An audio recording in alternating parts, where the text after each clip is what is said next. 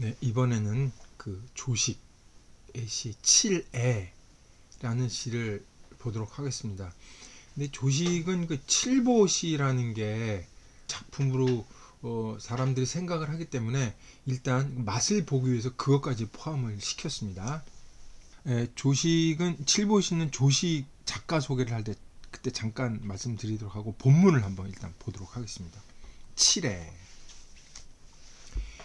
1월 조 고루 유광정 배외로다. 상류 수사부 비탄 유여해라. 차문 탄자 수어 자운 객자처라. 군행유 10년 고첩상 독서라. 군약 청로진 첩약 탁순이 부침각 이세하니 회합 하시해오. 원이 서남풍하여 장서입 군회하리니 군회양 불겨든 천첩당 하이디오. 대충 한번 해석을 해보겠습니다. 명월이 밝은 달이 명월이에요. 명월 아니면 편월, 이 조각달 명월이나 명월이 높은 누각을 비추니 명월에 흐르는 빛이 서성이는구나. 해석이 좀 이상하죠. 빛이 서성이는 겁니다. 빛이 배회하는구나. 고루 위에 수심찬 안악이 있어 비탄하는 소리가 슬픔에 잠겨 탄식하는 소리가 이 슬픔이 넘쳐나는구나 이런 얘기죠. 문론이 탄식하는 사람은 뉘신지요. 대답하여 말한다 이거죠. 직접 대답하여 말한다. 길 떠난 나그네 안악이랍니다. 서방께서는 떠나신 지 10년이 넘어서 외톨박이가 된 저는 항상 홀로 산답니다. 지낸답니다. 서방님이 맑은 길의 먼지라면 저는 탁한 불의 진흙이지요. 부침이 하나는 이 진이니까 올라간 거고 이건 니니까 가라앉은 거예요. 부침이 각각 다른 신세라 만나서 어느 때에나 함께 할 수 있을런지요. 원하기는 서남풍이 되어 멀리 가서 서방님의 품 안으로 들어가고 싶습니다. 서방님의 품 안이 정말 열리지 않는다면 저는 어디에 의지해야 하나요? 이 조식이라는 사람의 시입니다. 조식은 지난번에 한 말씀을 드렸는데 이제 조조의 삼남이죠. 삼남. 조조가 이제 이 정실 자식이고 삼남이고 또 다른 자식도 있는데 마지는 일찍 죽어요. 그래서 둘째가 이제 조비고 세 번째가 이제 조식이죠. 조식인데 이 조비하고 조식 자기 형하고 이 삼남하고 과연 이제 조조의 황태자 왕이 돼서 누가 왕위에 오를 것인가 둘이의 경쟁이 아주 치열했죠. 근데 조조가 조식을 워낙 사랑했습니다. 왜? 시를 굉장히 잘 써요. 그래서 조식을 그렇다고 조비도 보통 사람 아닙니다. 조비가 황제라서 좀 약간 좀 이렇게 그 사람의 문학적인 재주나 역량이 좀 이렇게 깎이는 게 있어서 이 사람도 시문이 보통 사람이 아니에요. 근데 조식이 워낙 시를 잘 썼습니다. 워낙 시를 잘 써서 아버지가 조식을 엄청 총애를 했죠. 근데 안타깝게 조식이 또 이 귀공자 타입의 못된 버릇이 몇 개가 있었죠. 하나는 좀 방자했다 그러나요? 아버지가 사랑을 해주니까 함부로 행동을 했죠. 또 하나는 술을 그렇게 엄청 좋아요. 술만 먹으면 또 이렇게 주사기가 있고, 그래서 이것 때문에 이제 둘이 경쟁사이니까, 경쟁을 한 사니까 서로 이쪽에 참모진도 굉장합니다. 참모진 가운데 특히 조식하고 친했던 사람들이 건한 칠자예요. 건한 시기에 당대를 주른다던 7명의 위대한 문인들이 있는데, 그 위대한 문인들과 사귀면서 조식이 으뜸이었어요. 당대 최고였습니다. 근데 태자가 결국 조비가 되고, 조비가 이제 나중에 문제가 되면서 조식 옆에 있던 참모들이 다 죽죠. 그래서 조식의 생애가 둘로 나눠지는데, 뭐 다르게도 하지만 크게 둘로 나눠지는데, 태자의 경쟁하기까지 전기가 있으면, 문제가 태자 되고 나서 황제가 된 이후에 전반기 후반기로 나누죠. 전반기 때는 이 귀공자 타입의 아주 이 포부가 크고 세련되고 아주 이 섬세한 시를 썼는데, 조비가 황제가 되고 나서 조식을 견제를 하기 시작합니다. 근데 견제가 좀 심했어요.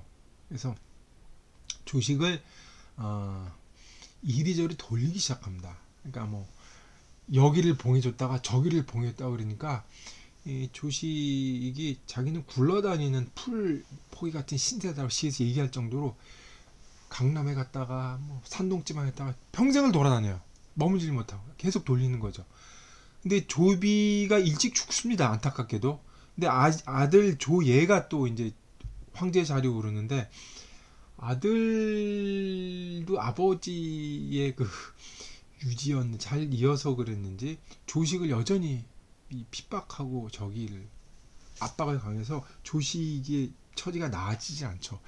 조식이 엄마가 있었기 때문에 조식이 그걸 간신히 버텼는데, 조식이 죽기 전전인가 전에인가 어머님 세상을 떠나요. 방패막이 전혀 없어요. 친구 다 떨어지고 어머니 떠나고, 그래서 조식도 41살의 나이 세상을 떠납니다. 근데 그 조비가 형이 황제가 되고 나서 인생의 쓴맛을 알기 시작하죠. 그래서 그때부터 시의 비애와 슬픔이 깃들기 시작하는데, 그때 쓴 시들이 명작이 탄생을 해요. 이게 참 시라는 게 참 희한합니다. 왜 좋고 훌륭한 시는 고생을 겪고 핍박을 겪고 가난을 겪어야만 뛰어난 시가 나오는지 알 수가 없는 노릇이에요. 참 기가 막힌. 그래서 이 사람의 시는 굉장히 많이 썼다고 전해지는데, 지금 전해지는 건 한 70수 정도? 그리고 이 사람의 산문 한 40수 정도, 40편? 40여 편 정도에서 한 100여 편 남짓하게 전해지고 있어요. 그나마 이 사람 작품은 송나라 때 와서 수습이 됩니다. 그 이전에 돌아다니고 어떻게 한 거 간신 수집해 다 흩어진 거죠. 제가 한번 지나간 말로 말씀드린 것 같은데, 그 위진남북 조시대에 사령운이라고 하는 아주 걸출한 시인이 있어요. 사령운이라고 하는 그 사람이 그런 말을 했어요. 세상에 제주가 한 마리라면 조식의 제주는 8대고 사령운은 한 대고 나머지 한 대는 천하 사람들이 나눠 갖는다. 기가 막힌 얘기죠. 그 정도의 사람이에요. 대단합니다, 이 사람. 특히 말기의 시는 정말 뛰어난데, 그 중에 하나가 이 칠애라고 볼 수가 있어요. 보통 조식은 시사에서 볼 때 오원시의 완성자로 보고 있습니다. 우리가 고시를 읽은 적이 있는데, 고시도 오원으로 돼 있죠. 근데 고시를 읽다가 이 조식의 시를 읽으면 세련미가 이런 거라는 걸 단번에 느낄 수가 있어요. 그러니까 크게 보면 한대 시는 통상적으로 달의라 그래서 달의 뜻을 전달하는 것에 위주로 했어요. 뜻을 전달하는 것, 주제 중심이고 뜻을 전달하는. 이렇게 뭐 시를 뭉뚱그리게 별로 안 좋아하지만 어쨌든 비교상 뜻을 전달하고 주제 중심의 시였다면, 이 건한칠자라고 하는 중국에서 첫 등장하는 문학이 융성한 시기에 와서는 문학 자체의 자율성과 독립성이 이제 부각되기 시작하면서 시 자체의 표현과 세련미가 이제 나타나기 시작해요. 그 이전과는 전혀 다른 시세가 펼쳐지는 거죠. 그래서 시가 상당히 형식미를 가지고 아주 고급스러워집니다.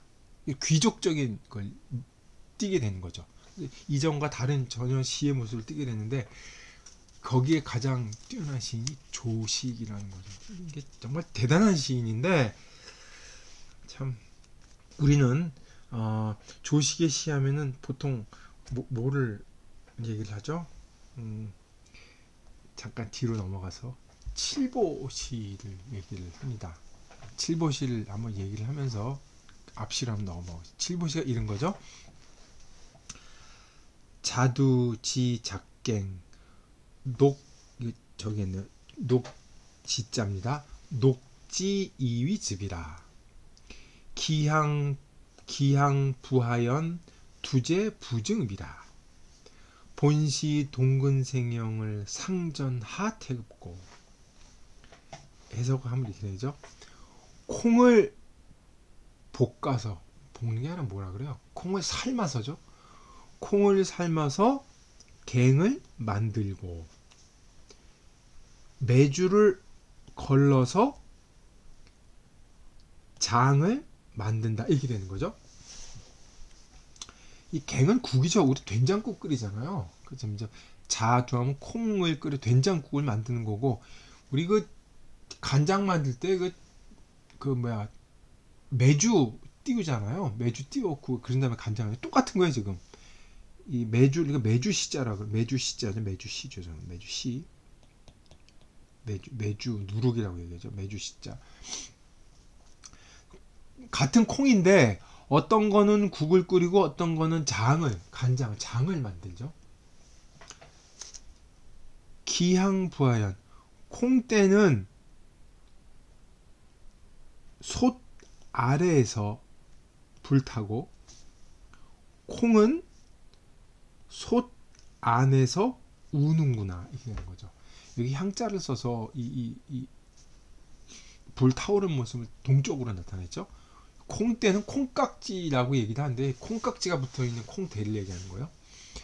콩대를 솥 아래에서 태워서 그 솥 안에 있는 콩을 삶는 거죠. 솥 안에는 콩이 우는구나.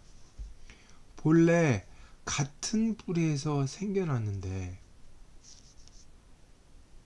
왜 이리 급하게 볶아내는 거, 사람을 들들 볶는다 그러잖아요. 볶다 이거 쓰는 거죠.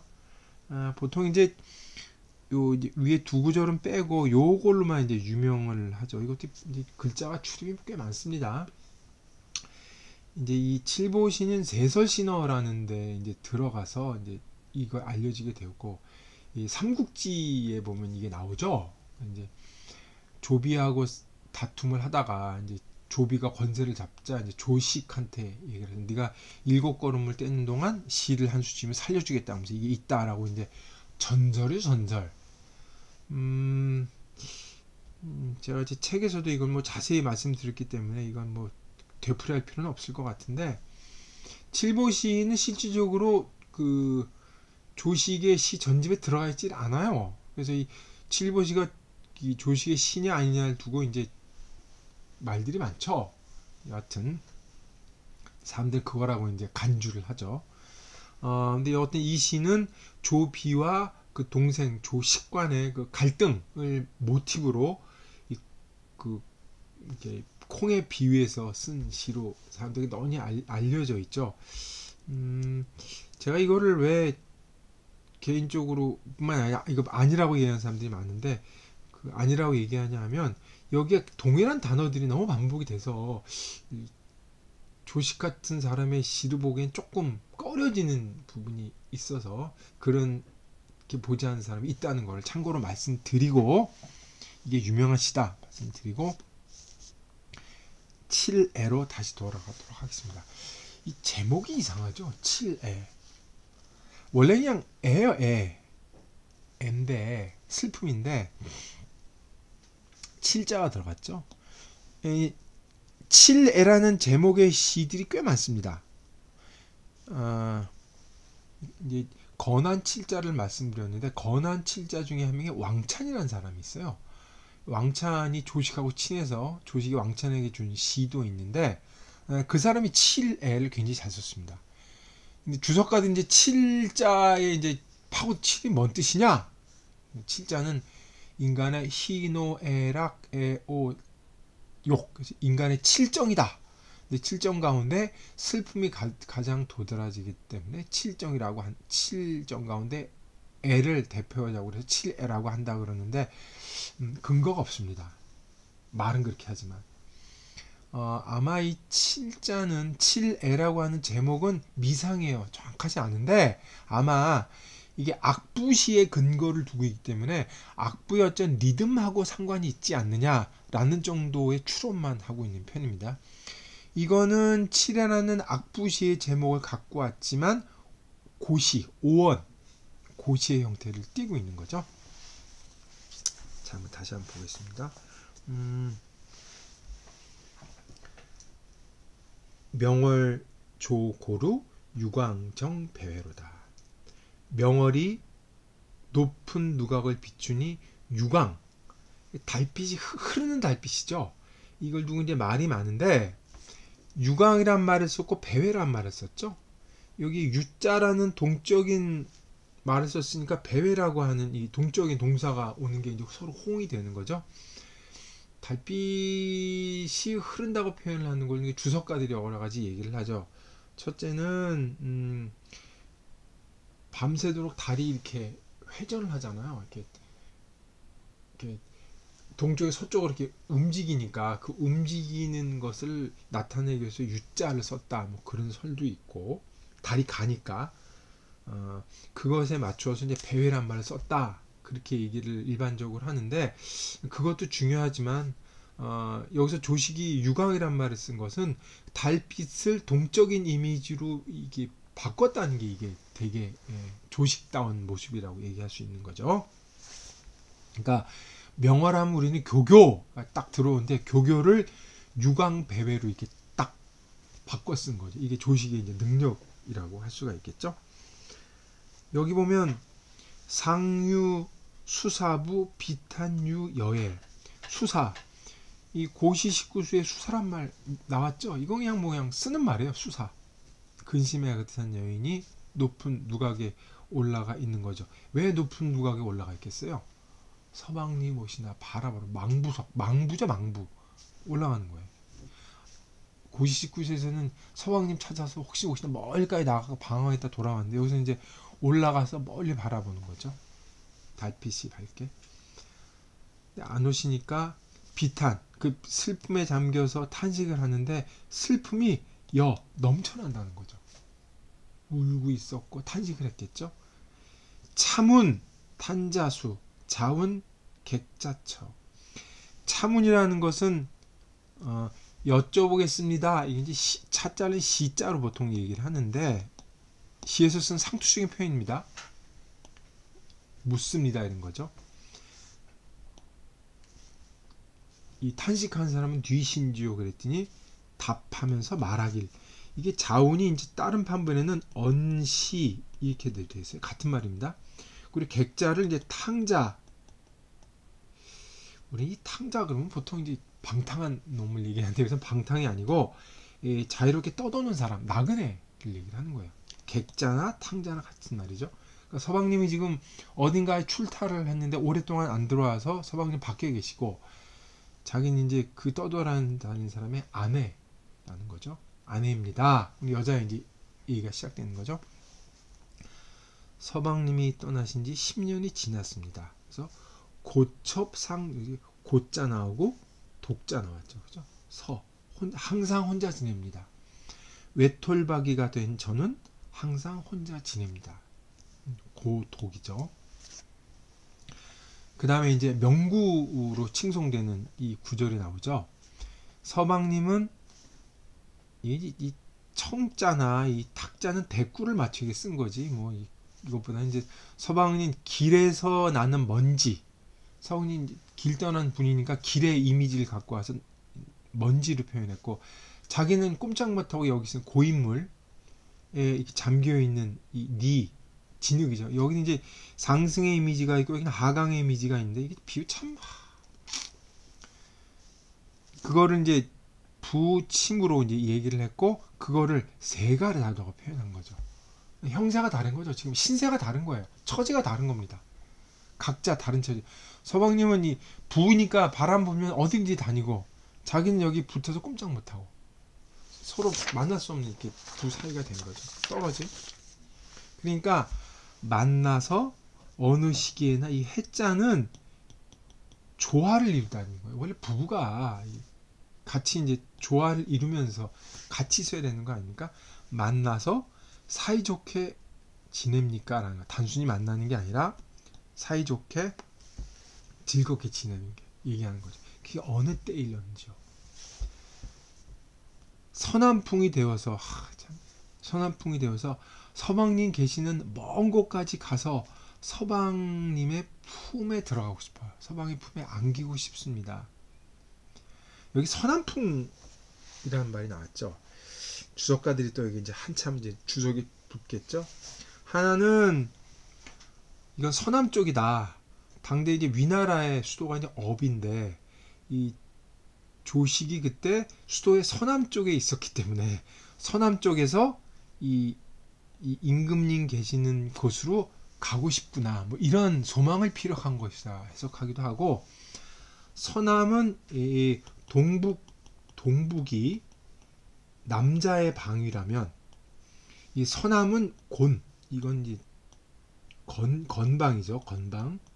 이 서남은 곤방이고 곤은 여자에 해당하기 때문에 화자가 여자라 여성스러움을 나타내기 위해서 서남을 한 거다. 그렇게 얘기를 합니다. 참 잘 갖다 붙이죠. 근데 그것보다는 중국의 이제 시 중에 전해오는 예시 중에 새가 서남풍을 탄다고 하는 시 구절이 있어서 아마 이것은 조식 시를 많이 읽었기 때문에 서남풍이라는 익숙한 시를 가져온 게 아닌가 싶어서 그 전통하고 연결시켜서 해석하는 경우도 있어요. 뭐 어느 경우도 상관이 없는데 중요한 건 바람이 돼서 서방님 품으로 들어간다는 거죠. 참 이게 있죠. 근데 들어가는 게 문제가 아니라 서방님 품 안이 정말 열리지 않는다면 저는 누구를 어디에 의지해야 할까요? 이렇게 되는 거죠. 천첩이라는 말은 여자들이 자기를 나타낼 수 있는 일반적인 호칭입니다. 나는 이걸 이렇게 쓴 거죠. 참 시가 그쵸? 참 읽기가 편치 않죠. 이거는 일종의 그 몇 번 나왔던 규언시죠. 규방. 시적 화자가 여자고, 그쵸? 이 규언시죠. 규언. 이 여자가 길 떠나 서방님을 그리워하고 괴로워하는 시죠. 굉장히 전통 깊은 장르라는 걸 여기서 확인할 수가 있죠. 굉장히 유석이 뒤에 계속 나오는 거. 당나라에도 몇 번 봤고 몇백 년을 이어가는 거죠. 여성 심리가 잘 묘사가 돼 있죠.